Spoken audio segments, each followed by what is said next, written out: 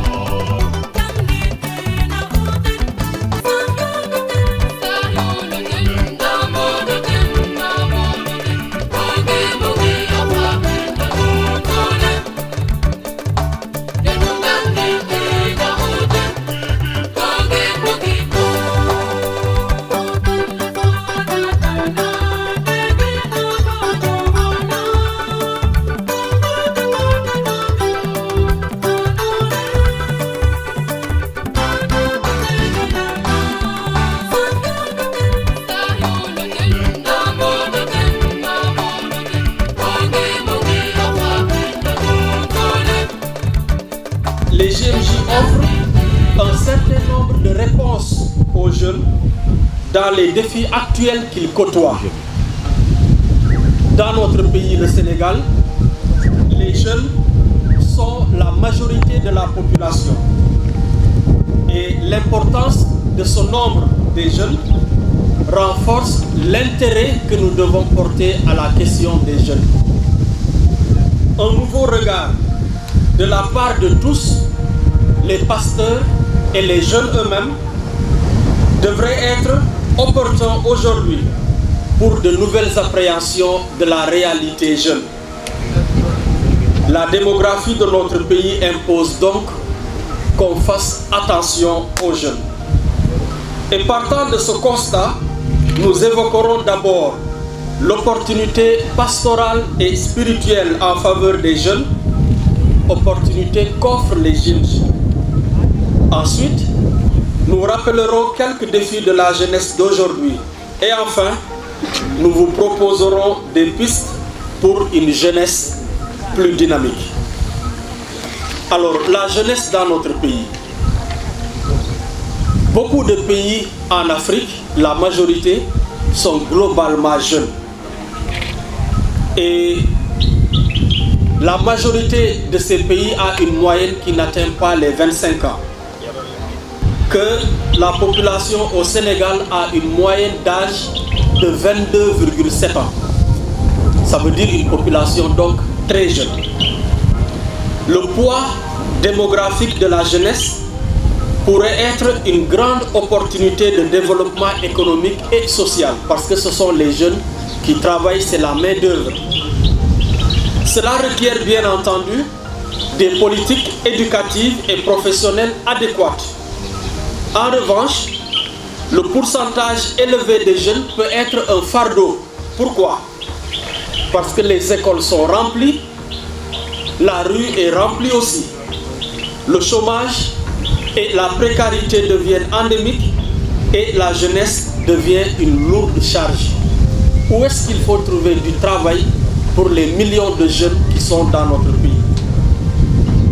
Avec un nombre de jeunes aussi élevé, 70% environ de la population a moins de 30 ans. La moitié de la population a moins de 18 ans. Donc quand vous voyez ces chiffres, une moyenne de 22,7, 70% moins de 30 ans, 18 ans, moins de 18 ans, c'est pratiquement la moitié de la population. On pourrait dire que la cause des jeunes s'impose à la société, aux politiques et à la pastorale. Alors en rapport à cela, les JMJ, en quoi les JMJ pourraient être une chance pour notre Église? Aujourd'hui, les JMJ sont devenus une rencontre ordinaire dans l'agenda de l'Église, dans beaucoup de diocèses. L'événement fait sa propre publicité parce que très attendu par les jeunes. Depuis l'année dernière, nous n'avons pas pu tenir les JMJ comme d'habitude et cela nous manque. J'espère que vous partagez cet avis, oui ou non? Alors les JMJ nous manquent, ça veut dire que nous les attendons dans notre agenda chaque année. Nous devons cela, nous l'avons dit, à la grâce de Dieu et à l'intuition du pape Saint Jean-Paul II depuis 1984-85.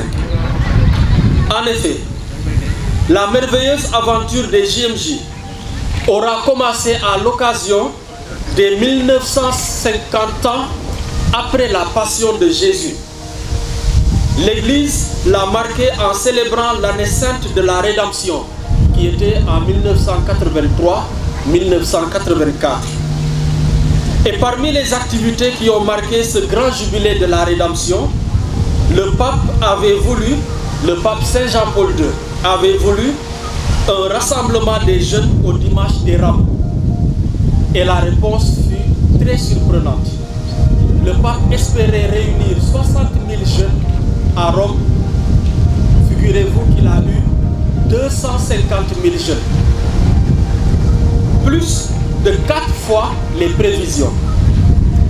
L'année suivante, 1985, l'Esprit continue son travail avec la proclamation par l'ONU, l'Organisation des Nations Unies, d'une année internationale de la jeunesse. Et le pape Saint Jean-Paul II y a encore manifesté l'attention de l'Église envers les jeunes en réitérant l'appel au dimanche des Rameaux à Rome. Et ce fut une nouvelle réponse enthousiaste avec 300 000 jeunes qui ont vécu divers moments de prière, de catéchèse dans les églises de Rome avant le grand rassemblement à la place Saint-Pierre.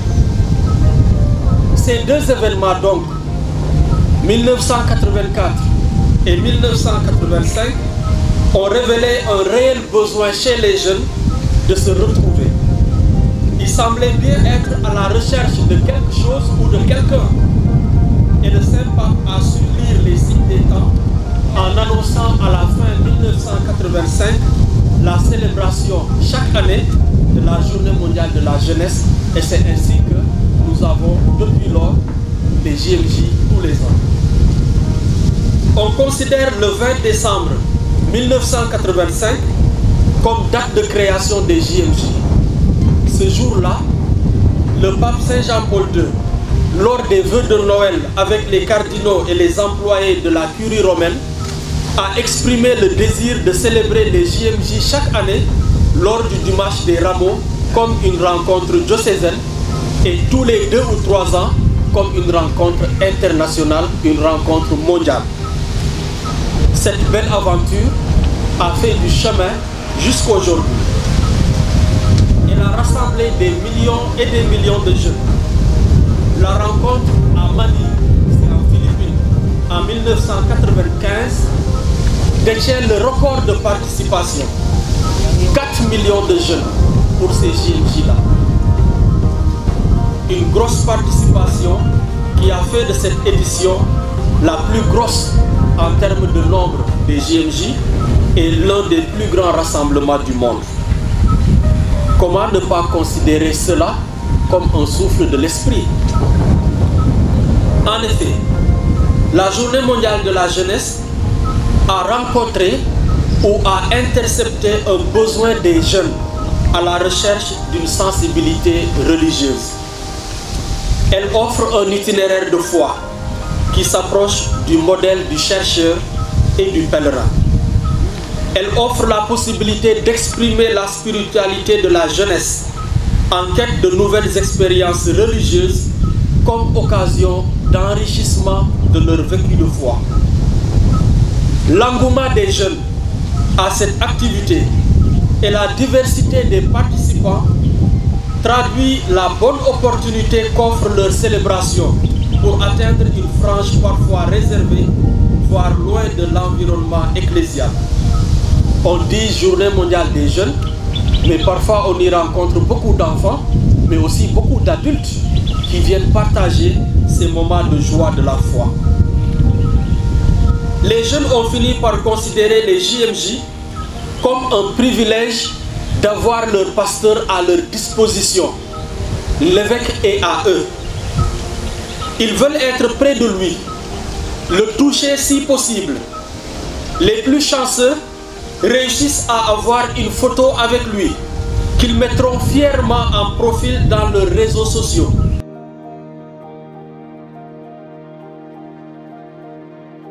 Et cela est une joie pour les jeunes. Cela les valorise. Et à défaut de cela, ils le prennent en photo à distance en faisant un zoom au moment de la procession, au moment de l'homélie ou d'autres moments encore. Ils brandissent de partout leurs outils modernes pour prendre en photo leur évêque, une sorte de preuve à eux-mêmes et à leurs camarades qu'ils étaient bel et bien là, qu'ils ont vécu ces moments forts. Ils sont au centre de la vie diocésaine et ils ont besoin de le montrer. De la part des pasteurs également, les JMJ sont des moments privilégiés pour faire sentir aux jeunes la sollicitude pastorale, c'est-à-dire que l'Église pense à eux. Les JMJ sont un moment de fête, un moment où les cœurs et les esprits sont ouverts et fertiles aux enseignements que les jeunes peuvent recevoir, aux symboles qu'on leur soumet, à la profondeur de la prière et des moments de recueillement. Au soir des JMJ, on rentre parfois fatigué, mais heureux d'y avoir participé, heureux de découvrir les exigences d'une véritable foi et d'une véritable vie de foi. Temps fort et véritable aventure spirituelle. Ces rencontres sont vécues intensément par des jeunes cœurs soutenus par de fortes attentes ou totalement ouverts à l'imprévu. Au contact joyeux avec les autres, ils constatent qu'ils ne sont pas seuls. Ils ne sont pas seuls eux-mêmes. Ils ne sont pas seuls dans leur coordination paroissiale des jeunes. Ils sont avec d'autres jeunes. Ils sont avec d'autres coordinations des jeunes. Ça motive et ça requinque, m'a déjà dit un jeune. Ça donne envie d'avancer, m'a dit un autre. Ils découvrent leur église et font l'expérience de sa diversité. Le plus grand défi à ce niveau reste le suivi de cet engouement après la célébration. On rassemble des milliers de jeunes, oui.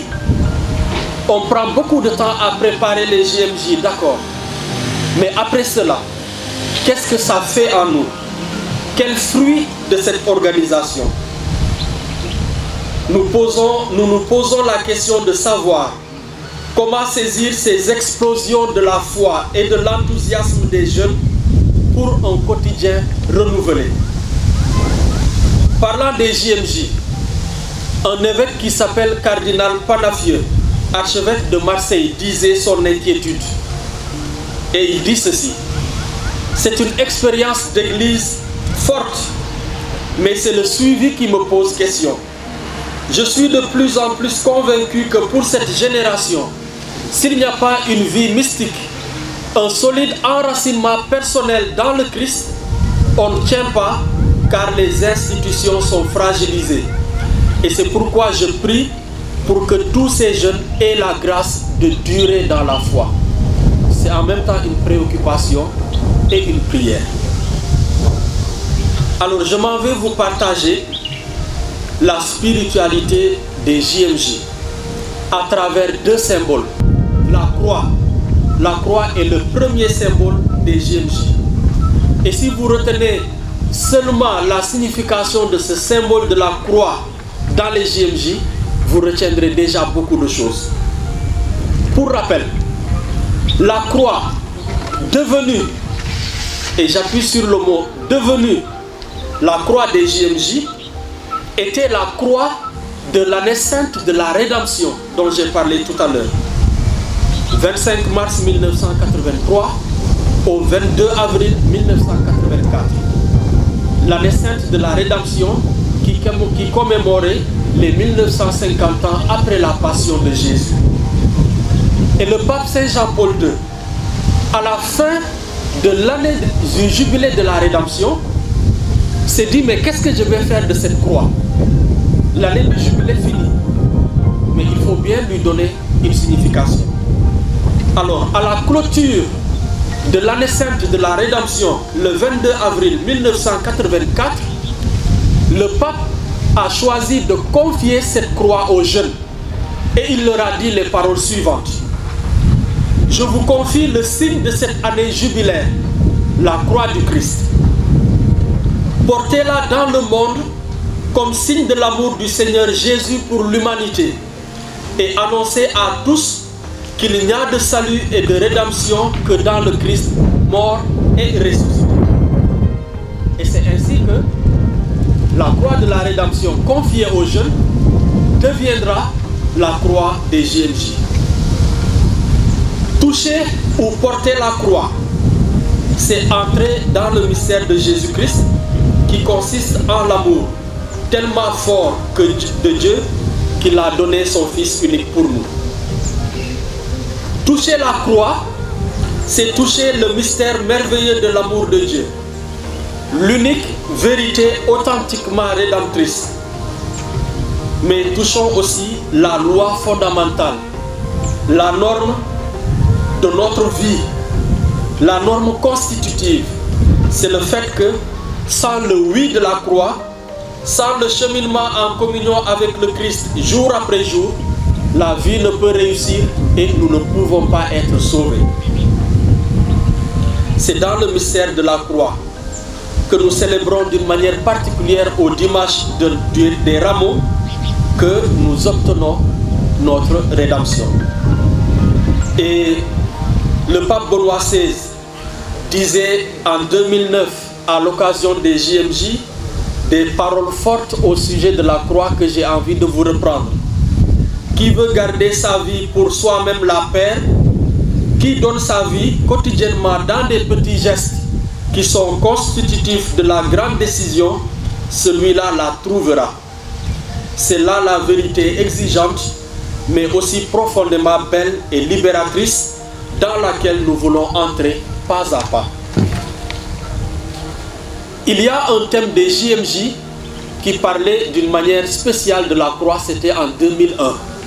Si quelqu'un veut venir à ma suite, qu'il se renie à lui-même, qu'il se charge de sa croix et ensuite qu'il me suive. Et dans le message qui accompagnait ce thème, le pape commençait par des propos émouvants adressés aux jeunes. Et le pape, c'est le pape Saint Jean-Paul II toujours, il disait ceci: du plus profond de mon cœur, je veux remercier Dieu pour le don de la jeunesse qui, à travers vous, demeure dans l'Église et dans le monde. Par ailleurs, je désire le remercier avec émotion de m'avoir accordé d'accompagner les jeunes du monde entier durant les 2 dernières décennies du siècle qui vient de s'achever, leur indiquant le chemin qui mène au Christ, le même hier, aujourd'hui et à jamais. Ces propos sont toujours actuels. Si quelqu'un veut venir à ma suite, qu'il se renie lui-même, qu'il se charge de sa croix et qu'il me suive. Le deuxième symbole des JMJ, la Vierge Marie, la croix et la Vierge Marie. Alors la Vierge Marie, c'est la Vierge qu'on appelle la Vierge Marie Salus Populi Romanum, salut du peuple romain, fait l'objet d'une dévotion spéciale à Rome et en Italie. Elle doit son titre au salut du peuple romain, aux événements qui ont marqué la fin du VIe siècle, lorsqu'une épidémie de peste ravageait Rome, comme aujourd'hui l'épidémie de Covid-19, coronavirus. Donc au VIe siècle, il y avait une épidémie qui ravageait Rome. Et l'an 590, le pape Grégoire le Grand aurait porté cette image de Marie en procession dans toutes les villes, priant pour le salut de la ville. Et c'est alors qu'il aperçut au ciel un ange qui essuyait un glaive qui portait du sang, et peu après, le fléau s'est arrêté, la pandémie s'est arrêtée. Aujourd'hui, cette icône miraculeuse se trouve dans une basilique qui s'appelle Sainte Marie Majeure, où les Romains vont en pèlerinage pour déposer des intentions de prière. Et le pape François, quand il a voyagé jusqu'à rentrer, il va se recueillir à cette basilique de Sainte Marie Majeure. À la création des JMJ, il n'y avait pas encore l'icône de la Vierge avec les JMJ. Cette image est venue pour la première fois en l'an 2000 avec une copie de l'icône placée auprès de l'autel papal dans un endroit qui s'appelle Tor Vergata.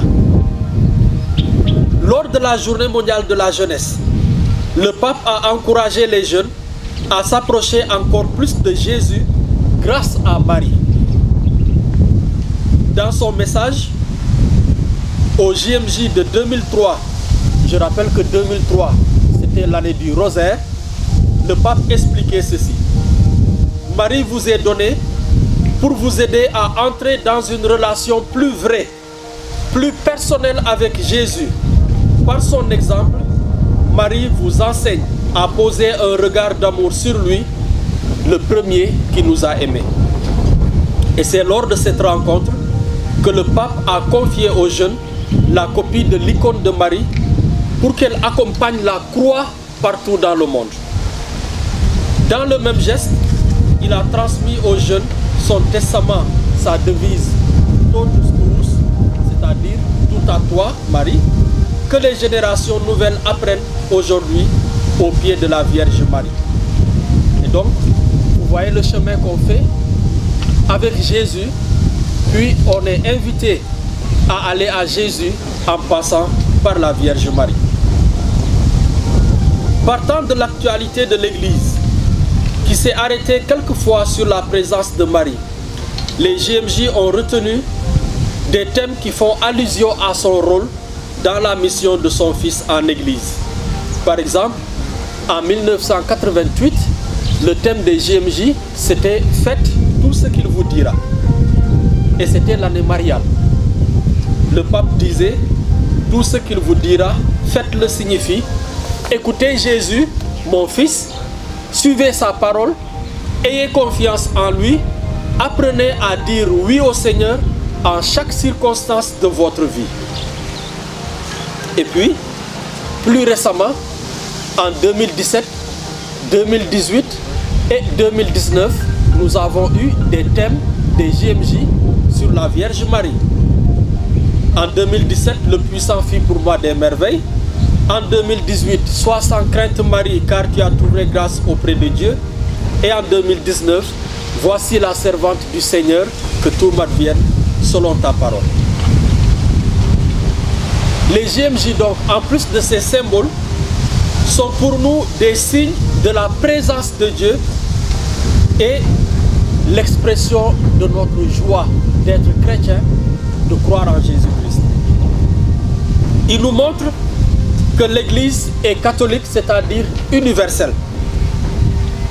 Aux divers niveaux, diocésains, interdiocésains, international, les JMJ donnent lieu à une nouvelle expérience que l'Église est universelle. C'est-à-dire qu'elle n'a pas de frontières. Les provenances sont diverses, mais tous se retrouvent comme une grande famille. Séparation et diversité sont relativisées. Les jeunes sont touchés par l'unique Seigneur Jésus-Christ, le même hier, aujourd'hui et demain. En vertu de la même rencontre intérieure avec Jésus, dans la même prière, tous reçoivent dans leur être intime la même formation de la raison, de la volonté et du cœur. Dans le credo, on dit, je crois en l'Église, une, sainte, catholique, ensuite apostolique. À travers les JMJ également, on découvre combien il est beau d'appartenir à l'Église qui est catholique, c'est-à-dire universelle, à cette Église que le Seigneur nous a donnée. En plus, les JMJ sont des moments où les jeunes eux-mêmes participent. La célébration est une occasion pour les jeunes d'être au devant de la scène. Ils sont acteurs dans plusieurs domaines. Et cela les gratifie et les rend fiers de jouer des rôles dans l'Église. À travers les rencontres préparatoires, beaucoup de réunions pour préparer les JMJ, aussi bien en paroisse, en doyenné, en diocèse. À travers des rencontres également où ils apprennent à donner leur temps à d'autres, à être hospitaliers, accueillir les autres, à aider à prier, à se sentir utile tout simplement. En donnant leur temps et leur force, ils offrent dans la foi une partie de leur vie et la façonnent dans l'apprentissage du service du prochain. La participation des adultes est nécessaire pour permettre tout cela, parce qu'il faut être accompagné. La participation des enfants est même importante, parce que les jeunes doivent préparer aussi leur relève. Mais nous ne devons pas oublier que ces rencontres sont principalement pour les jeunes, avec les jeunes. Des moments forts des JMJ, la Sainte Eucharistie, célébrée et adorée. Un autre élément, d'une manière toujours plus naturelle et centrale, fait partie des JMJ, c'est la Sainte Eucharistie. Dieu est omniprésent, oui, c'est-à-dire il est partout. Mais la présence du Christ ressuscité est encore quelque chose de toujours nouveau dans la Sainte Eucharistie. Là, le ressuscité est au milieu de nous, dans sa chair, et c'est son corps que nous recevons. Et nous pouvons dire avec Saint Thomas, mon Seigneur et mon Dieu, quand nous le recevons. L'adoration également donne ensuite une empreinte à notre vie, parce que c'est en adorant que nous célébrons autrement l'Eucharistie, de manière à recevoir le Seigneur Jésus dans la méditation, dans l'intimité, dans la gratuité avec notre Seigneur. Ensuite, il y a la pénitence. Les JMJ sont aussi des moments où on peut avoir une confession. Une belle occasion de rappeler que le sacrement de la pénitence montre que nous avons toujours besoin du pardon. Et pardon signifie aussi responsabilité. Notre âme est sans cesse entachée du péché. Mais nous savons qu'en retour, nous avons la force de Dieu qui nous attire vers lui pour nous purifier. Et c'est pourquoi nous avons besoin de l'humilité qui est toujours à nouveau une demande de pardon qui nous pousse à nous purifier.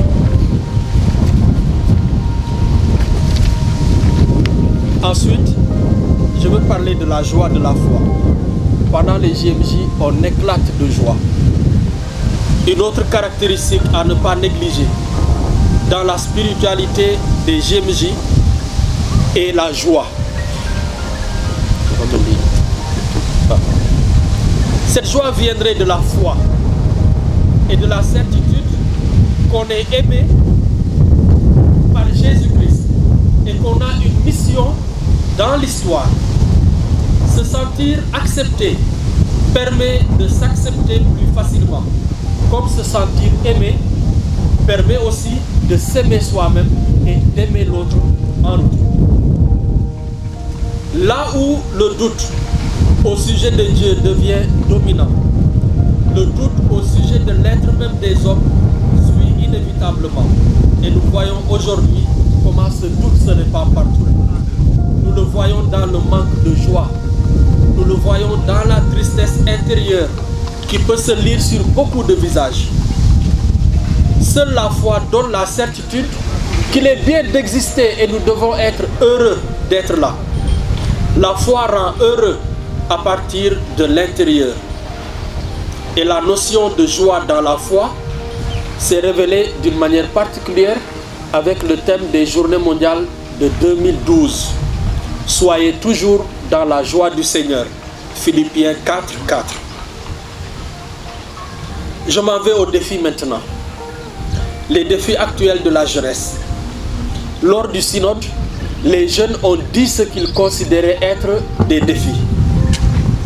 Et ils ont dit qu'à côté du défi d'une foi solide qui paraît fondamentale, ils soulignent ceux liés à l'éducation religieuse et scolaire. Les jeunes ont dit qu'ils veulent être formés pour connaître leur foi.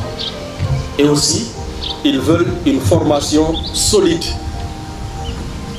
La fragilité de notre système scolaire et les difficultés pour trouver du travail, expliquant le chômage et le sous-emploi, eh bien, sont une des explications de la pauvreté.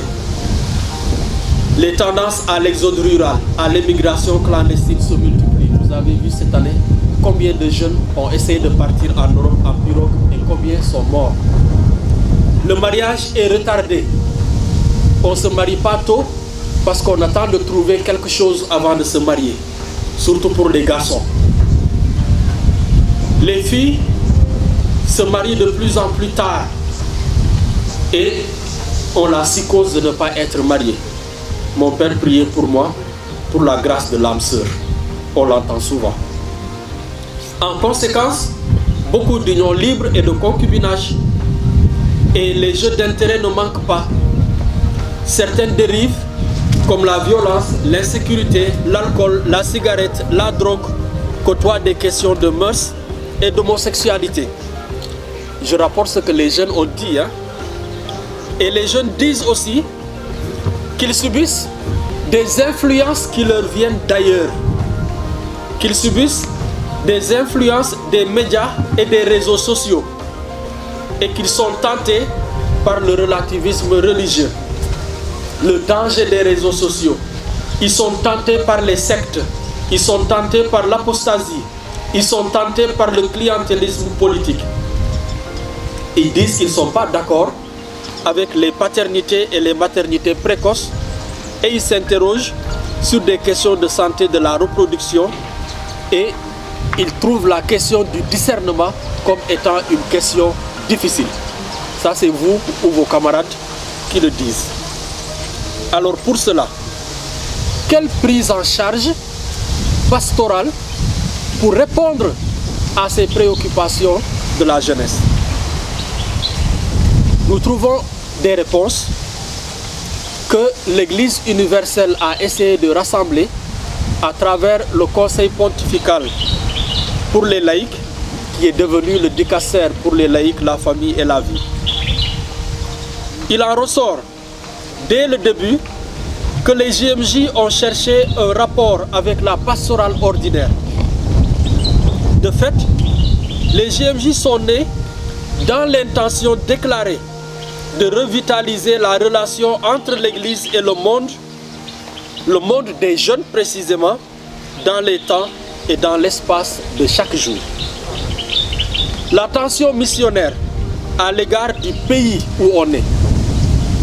Comment un jeune chrétien peut être missionnaire vis-à-vis des autres jeunes dans son pays? L'attention à saisir dans les défis de l'actualité pour insérer dans la pastorale ordinaire des impulsions et des contenus nouveaux. Beaucoup de jeunes ont manifesté leur mécontentement. Comment, jeunes chrétiens, on peut manifester notre mécontentement? Comment apprécier la manifestation des autres jeunes avec tout ce qu'on peut voir comme dégâts? La proposition des modalités linguistiques nouvelles. Aujourd'hui, on parle avec le téléphone. On parle non plus avec des phrases complètes, mais avec des symboles, des émoticônes. Et cela a des significations pour les jeunes. Mais comment cela peut nous servir pour amener à Jésus? Le même document soutient que les JMJ constituent indéniablement une expérience pastorale des jeunes extrêmement positive. Et c'est à nous de l'exploiter. Partant des réactions positives que les JMJ provoquent chez les jeunes, il semble que les JMJ, sans nier les dimensions de fond de la sensibilité religieuse du monde, fournissent de précieux élans pour réaliser une intégration satisfaisante entre la foi et la vie. Parce qu'on est chrétien, parce qu'on croit, on devrait vivre en conséquence.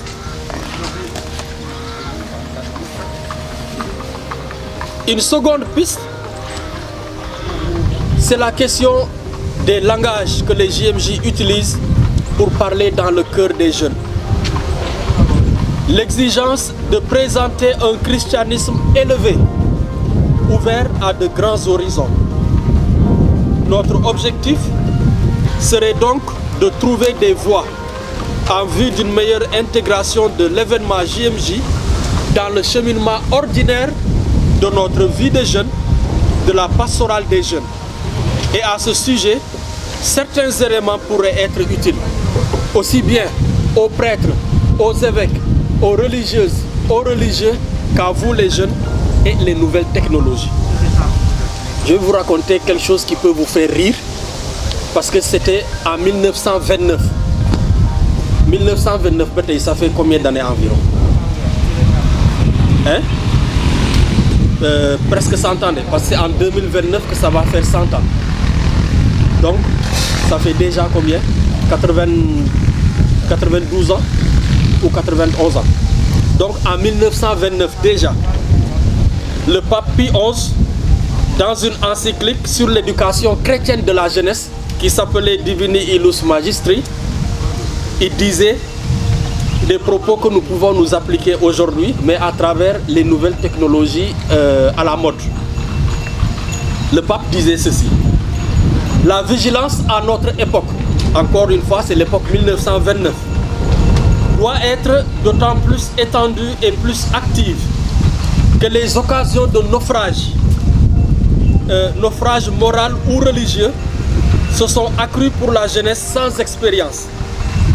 Notons spécialement les livres impies et licencieux, dont beaucoup par une tactique diabolique sont répandus à vil prix. Les spectacles du cinéma et maintenant aussi les auditions à la radio, celles-ci multipliant et facilitant pour ainsi dire toutes sortes de lectures comme le cinéma, toutes sortes de spectacles. Ces moyens merveilleux de diffusion qui peuvent, dirigés par de simples principes, être de la plus grande utilité pour l'instruction et pour l'éducation, ne sont que trop subordonnés à l'excitation des passions mauvaises et à l'insatiable avidité du gain. On était en 1929. Vous faites aujourd'hui ce que nous avons aujourd'hui avec l'Internet et les réseaux sociaux. Mais on se rend compte que ces outils sont aussi utiles, aussi importants dans notre formation que dans notre information, mais aussi peuvent avoir leur mauvais côté. Et c'est dans cela qu'il faut savoir jouer l'équilibre et les utiliser à bon escient. Il a parlé aussi de la famille. Et à propos de la famille, il dit, nous voudrions attirer votre attention d'une façon particulière sur la lamentable décadence de l'éducation familiale à notre époque 1929. Tout ce qui regarde l'emploi, la profession de la vie temporelle et terrestre se voit précédé de longues études et d'une préparation soignée. Tandis qu'au devoir fondamental de l'éducation des enfants, beaucoup de parents ne sont pas préparés ou plongent seulement dans leur souci temporel. Vous vous souvenez que en 2014 et en 2015, on a beaucoup parlé de la famille avec 2 synodes sur la famille et l'exhortation à Maurice Laetitia. Aider à former à la liberté. Les jeunes veulent être libres. Une des paroles fréquentes dans la bouche des jeunes, on veut être libre. La véritable expression de la liberté est la capacité à se décider pour un don définitif dans lequel la liberté, en se donnant, se retrouve pleinement elle-même. Pourtant, quand on est jeune, c'est aussi le moment de faire des choix. On choisit dans les études quelle filière on veut faire. On choisit son partenaire ou sa partenaire. On choisit et on choisit. Et cela demande du discernement. Comment faire pour choisir sans se tromper? Comment faire pour obtenir le bon choix? Pour tout cela, il est important que le processus des JMJ soit accompagné depuis la préparation à la célébration jusqu'après les JMJ. Et cette préoccupation remonte déjà aux aurores de son organisation. Le pape Jean-Paul II, qui les a créés, dans son message pour les JMJ en 1988, disait que pour ne pas devenir une célébration simplement superficielle ou extérieure, chaque journée mondiale de la jeunesse requiert tout un itinéraire de préparation au niveau de la pastorale diocésaine et paroissiale, au niveau de la vie des groupes, des mouvements, des associations des jeunes, particulièrement au cours du carême. Aussi, je vous invite tous à parcourir ce chemin de préparation spirituelle. Ça pouvait être un résumé suffisant. Nos dispositifs d'animation de la pastorale de la jeunesse devront donc être tous mis en branle. Vous avez votre coordination des jeunes. Je vois certains d'entre vous en foulard, de CVAV, de scout ou de guide. Des mouvements de jeunesse, la coordination des jeunes, des aumôneries des mouvements ou des aumôneries scolaires, la pastorale paroissiale des jeunes, etc. Toutes les structures où évoluent les jeunes pourront chacune pour sa part, dans un élan de communion ensemble, saisir les opportunités qu'offrent les journées mondiales de la jeunesse au profit d'un vécu pastoral. Des récollections, des marches nocturnes, des veillées ou des nuits de prière ou d'autres initiatives pour accompagner cette dynamique vers les JMJ. Un maître mot dans cet ensemble reste la présence. Il ne faut pas être présent seulement le jour où il faut prendre les cars pour partir au JMJ. Il ne faut pas être présent seulement lorsqu'il faut aller à la paroisse pour acheter un t-shirt, un polo, un foulard ou prendre un badge. Il faut être présent, intégré du début jusqu'à la fin. Être présent avec les accompagnateurs et avec ses camarades jeunes. Et cet être présent est aussi valable pour nous, les prêtres, avec vous. Être présent pour vous accompagner. Et je vais conclure en partant d'une prière que les jeunes ont demandé quand on leur a posé la question « Qu'est-ce que vous attendez de l'Église ?» Les jeunes ont dit qu'ils attendent de l'Église qu'on prie pour eux pour qu'ils réussissent.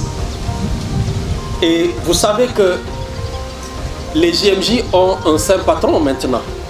Et c'est qui le saint patron principal des JMJ? Évidemment, c'est saint. C'est qui? Saint Jean-Paul II lui-même qui les a créés et qui a été canonisé avec une vitesse record. Priez Saint Jean-Paul II, initiateur de cette rencontre. Saint Jean-Paul II qui a foulé notre terre, le Sénégal, quand il a visité notre pays en 1992. C'est un saint de notre époque et il a souvent incité lui-même à la sainteté. Et il proposait la sainteté même comme un programme. Il faut programmer la sainteté. Et le pape François a donné une exhortation qui s'appelle Gaudete et Exultate, l'appel à la sainteté dans le monde actuel. Ça veut dire que la sainteté, ce n'est pas quelque chose de passé. Ce n'est pas valable seulement pour les saints qu'on voit dans nos agendas, dans nos calendriers. C'est quelque chose que nous pouvons devenir, être saints. La prise en compte des JMJ comme un projet pastoral pourrait bien aider les jeunes à aspirer à cet idéal de sainteté. La pastorale des jeunes devrait faire l'objet de projets pastoraux impliquant tout le peuple de Dieu, de l'évêque aux jeunes eux-mêmes, en passant par les prêtres, les religieuses, les religieux, les parents, les conseillers des mouvements, tous les adultes, tout le monde sans exception, même les enfants, parce que c'est les jeunes de demain, non? Et donc, il faut aussi déjà les mettre dans le coup. Pour cela, il y a beaucoup de leviers disponibles, selon l'organisation de nos diocèses, à travers les structures de coordination de l'apostolat des laïcs. Vous avez la direction des œuvres, vous avez votre coordination paroissiale des jeunes avec votre aumônier. Et des outils sont également disponibles.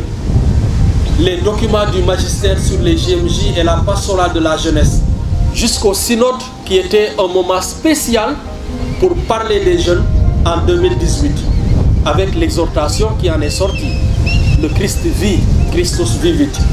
Mais aussi des manuels de catéchèse pour les jeunes, dont le Yucat et le Yucat prière, le Yucat catéchèse et le Yucat prière.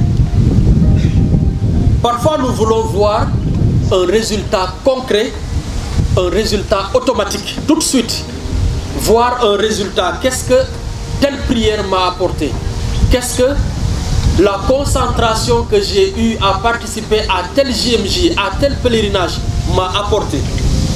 Nous devrons être comme des semeurs qui croient que des graines que nous semons poussent, germent et grandissent dans le silence. Et ces graines traduisent le témoignage de beaucoup de jeunes sur le nouvel élan spirituel ou d'engagement qu'ils ont abordé à la faveur des JMJ. Il faut donc beaucoup de patience et de persévérance dans la foi.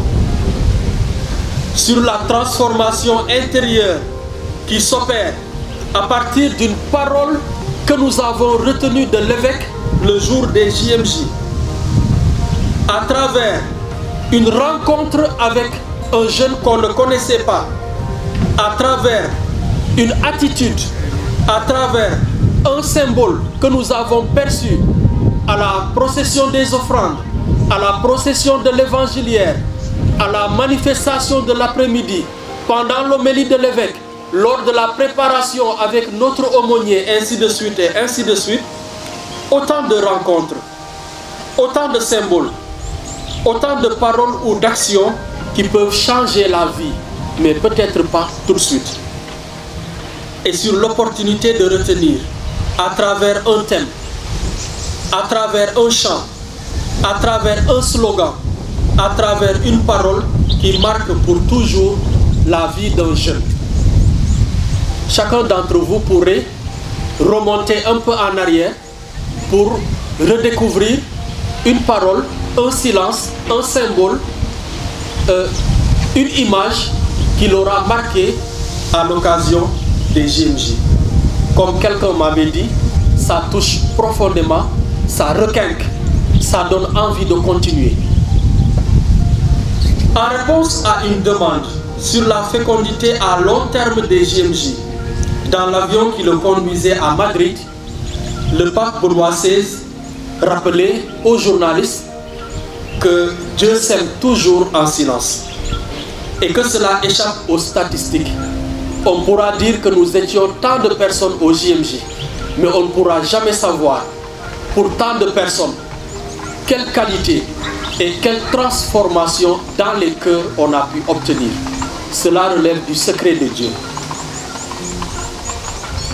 La croissance, une grande croissance, se fait dans le silence. Dieu n'agit pas dans les chiffres et dans les statistiques. Nous croyons, même si les statistiques n'en parlent pas beaucoup, que la semence du Seigneur grandit vraiment et sera pour un très grand nombre de personnes le début d'une amitié avec les autres, d'une universalité de la pensée, d'une responsabilité commune qui montre vraiment que les journées mondiales de la jeunesse sont des graines qui portent du fruit chez nous. Et je finis par une prière.